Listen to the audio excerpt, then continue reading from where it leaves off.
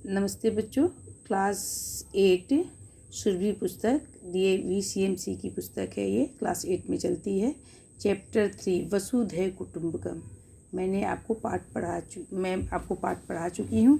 उसके प्रश्नोत्तर मैं आपको आज बता रही हूँ। अभ्यास कार्य। अभ्यास 1। पाठम पठित्वा वदन्तु लिखन्तु च शुद्धम अथवा अशुद्धम। पाठ पढ़कर शुद्ध और अशुद्ध हमें बताना है। क्वेश्चन नंबर 1 का 1। काका चटका च द्वे मित्रे न शत। दोनों मित्र नहीं थे। अशुद्धम, वे दोनों बहुत अच्छे मित्र थे। तो एकस्मिन् गृहे एकम नगरम अपश्यत। अशुद्धम, उन्होंने एक नगर में नहीं देखा था घर।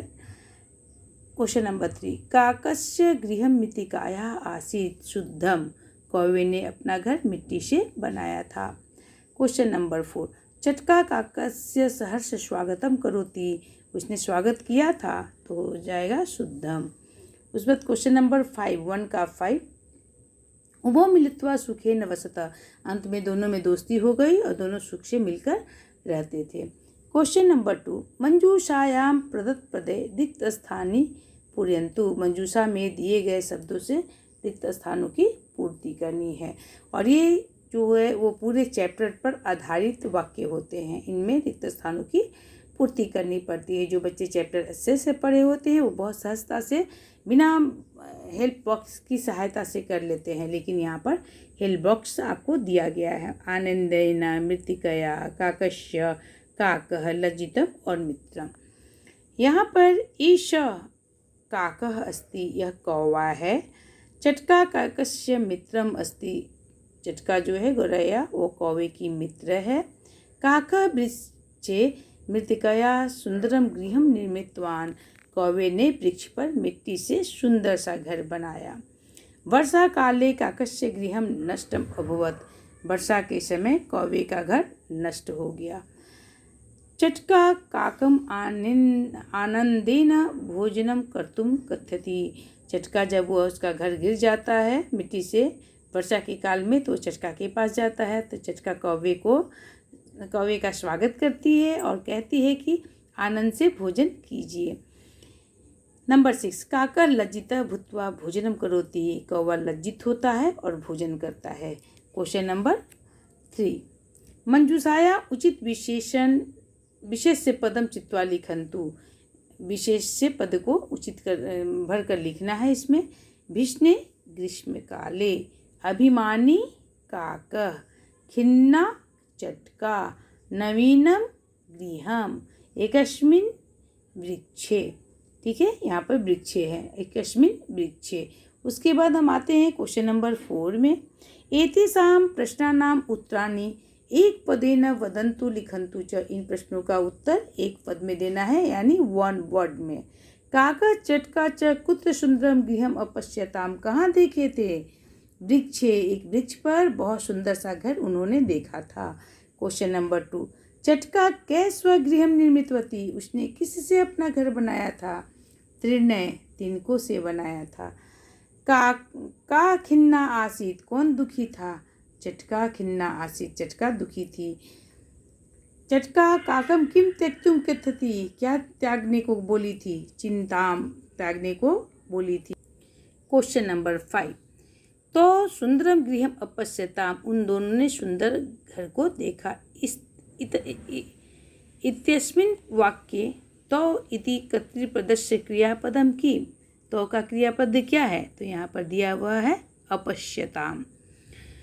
Question number 5। एतेषां प्रश्नानाम् उत्तराणि पूर्णवाक्येन लिखन्तु वदन्तु च। इन प्रश्नों के उत्तर को पूर्ण वाक्य में लिखना है और बोलना है। सुंदरम गृहम दृष्ट्वा काकः चटका च किम अचिंत्यताम। सुंदर घर को देखकर कौवा और चटका ने क्या सोचा? सुंदर गृहम दृष्ट्वा काकः चटका च अचिंत्यताम। उन दोनों ने सोचा किमर्थम आवेयो, क्यों नहीं हम दोनों, अपि एतादृशम, इस तरह के, सुंदरम गृहम भवेत, क्यों ना हम लोगों के भी इस तरह का सुंदर घर हो। उन लोगों ने सोचा। चटका काकस्य गृहम गत्वा किम कथयति। सेकंड नंबर का क्वेश्चन है कि चटका काकस्य गृहम गत्वा किम कथयति। चटका कौवे के घर जाकर क्या कहती है? तो यहाँ आंसर है चटका काकस्य गृहं गत्वा कौवे के घर जाकर कथयति कहती है, भ्रातः ए भाई, अस्मिन् ग्रीष्मकाले इस गर्मी के समय में मम गृहं नष्टम अभवत्, मेरा घर नष्ट हो गया। अब हम आते हैं क्वेश्चन नंबर 3 में। अभिमानी काका चटका किम अकथयत, अभिमानी कौवे ने चटका को क्या कहा? यहाँ पर आंसर है उसका उत्तर, अभिमानी काकः अकथयत डैश गच्छ गच्छ अत्र स्थानम न अस्ति, जाओ जाओ यहाँ स्थान नहीं है। क्वेश्चन नंबर 4 काकः लज्जित भूत्वा किम चिंतति, कौवा लज्जित होकर क्या सोचता है? काकः लज्जित भूत्वा चिंतति अहम तु स्वार्थी अस्मि, मैं तो स्वार्थी हूँ, परम एषा उदार हृदया अस्ति, परंतु इसका जो दिल है वो बहुत उदार है, खुला हुआ है। नंबर 5 वर्षा कालात अनंतरम किम अभवत, बहुत समय के बाद वर्षा काल के बाद क्या हुआ? वर्षा काल अनंतरम काकः पुनः नवीन गृहस्य निर्माणम करोति, वो फिर नए घर का निर्माण करता है। चटका अपि सहायताम करोति, और चटका भी उसकी सहायता करती है। अब हम आते हैं क्वेश्चन नंबर 6 पर। स्थूल पदम आधृत प्रश्न निर्माणम कुर्वन्तु, मोटे काले अक्षर हैं, इनसे प्रश्न निर्माण हमें करना है। इन मोटे काले अक्षरों से हमें प्रश्न निर्माण करना है। प्रश्न निर्माण में तो स्वनिवासम अगच्छताम, तो स्वनिवासम अपने घर को, तो यहाँ पर हो जाएगा कुत्र। तो मैं इसे पूरे सेंटेंस को लिखना है और जहाँ हम प्रश्न निर्माण करेंगे वहाँ पर मोटे काले अक्षर से इसे अंडरलाइन कर देना है और यहाँ पर प्रश्नवाचक चिन्ह लगा देना है। क्वेश्चन नंबर 2 एकदा ग्रीष्म काले सर्वत्र शुष्कम अभवत, एक बार गर्मी के समय सभी जगह सूखा हुआ। एकदा ग्रीष्म काले सप्तमी विभक्ति कदा या कुत्र भी हो सकता है, कदा कस्मिन काले भी हो सकता था, सर्वत्र शुष्कम अभवत सभी जगह सूखा पड़ा, तो यहाँ पर हमने इसे अंडरलाइन किया है।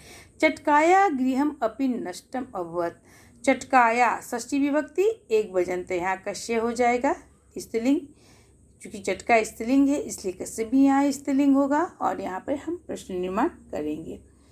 क्वेश्चन नंबर 4 चटका काकम कथति, कौवे को कहती है, तो काका पुल्लिंग है, द्विवचन है, तो यहाँ किम शब्द रूप पुल्लिंग हो जाएगा।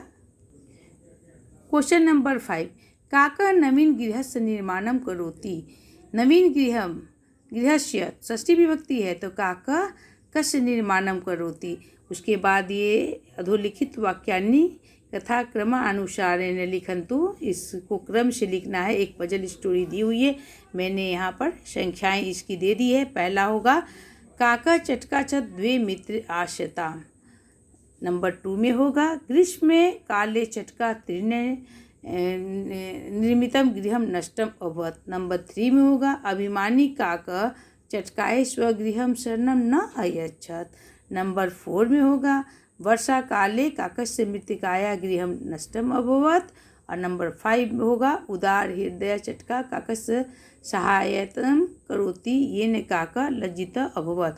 और जिस तरह से दिया है तो ये नंबर 1 मैं इसलिए नहीं लिखी हूँ कि आप समझेंगे। नंबर 1 पहला सेंटेंस हम पहले नंबर 1 में लिखेंगे, नंबर 2 यहाँ है तो हम इस सेंटेंस को यहाँ लिखेंगे, नंबर 3 यहाँ है तो हम इस सेंटेंस को यहाँ लिखेंगे, नंबर 4 यहाँ पे है तो हम इस सेंटेंस को यहाँ लिखेंगे, और नंबर 5 यहाँ है तो इस सेंटेंस को हम यहाँ लिखेंगे। अब हम मूल्यात्मक प्रश्न में आते हैं। मूल्यात्मक प्रश्न में बच्चों को अवश्य बताती हूँ। मूल्यात्मक प्रश्न है कि अमना देवांश च द्वे मित्रे शत, अमन और देवांश 2 मित्र थे। देवांश पठने कुशल परंतु अमनस्य रुचि पठने न आसीत, देवांश को पढ़ने में रुचि थी और अमन को ना थी। अतः स परीक्षायाम सम्यक प्रदर्शनम न करोति, नहीं करता। तो देवांश का क्या कर्तव्य बनता है? देवांश का कर्तव्य बनता है कि वह अपने मित्र की पढ़ाई में सहायता करेगा, उसमें उसका ध्यान आकर्षित कराएगा, उसके दुर्गुणों को दूर कर उसे पढ़ाई में मन लगाने को कहेगा। नंबर यदि भवान भवती देवांशस्य स्थाने भवेत् तदा अमनस्य सहायता कथम कुर्यात्। अगर आप दोनों होते तो कैसे करते? बुक्स दे कर देते, नोट्स करके देते, उसको अपने साथ पढ़ाते, उसके साथ कंपटीशन करते और उसको भी अपनी तरह पढ़ने के योग्य बनाते। इस तरह के आंसर यहाँ आप दे सकते हैं। अब है अद्यत्वे, क्वेश्चन नंबर 2। अद्यत्वे का अर्थ होता है आजकल। प्राकृतिक आपदात कारणात् महती क्षति भवति। प्राकृतिक आपदाओं के कारण, जैसे भूकंप आता है, बाढ़ आता है, बहुत कुछ होता है, आंधी तूफान आती है और ये समुद्री तूफान आती है, सब कुछ होता है, बहुत सारे नष्ट होते हैं। अब तो इतना सारा फैला हुआ है सब कुछ कि सब आपसे कुछ छुपा नहीं है बच्चे। तो आप जानते हैं कि प्राकृतिक आपदा क्या है। अब 8 क्लास के बच्चों को प्राकृतिक आपदा की जानकारी मैं नहीं समझती देना पड़ेगा, क्योंकि बच्चे इतने हमारे समझदार हैं कि उनको पता है। बहुत तस्मिन् समय सर्वकारः जनाश्च यथा योग्यं सहायतां कुर्वन्ति। सभी लोग उसकी सहायता करते हैं। यदि भवतः समीपे अपि कदाचित् एतादृशी आपदा उत्पन्ना भविष्यति। अगर मान ली आप जिस क्षेत्र में रहते हैं और वहाँ उस तरह की आपदा हो जाती है, तो आप कैसे लोगों की सहायता करेंगे, किस तरह से करेंगे? मान लिए बाढ़ आ जाता है तो हम खाना बनाकर उनको दे सकते हैं, ज़रूरत की सामान दे सकते हैं, मेडिसिन दे सकते हैं, दूध बच्चे हैं तो दे सकते हैं, तरह तरह से आपदाएं कर सकते हैं। बाढ़ में पैसा काम नहीं आएगा।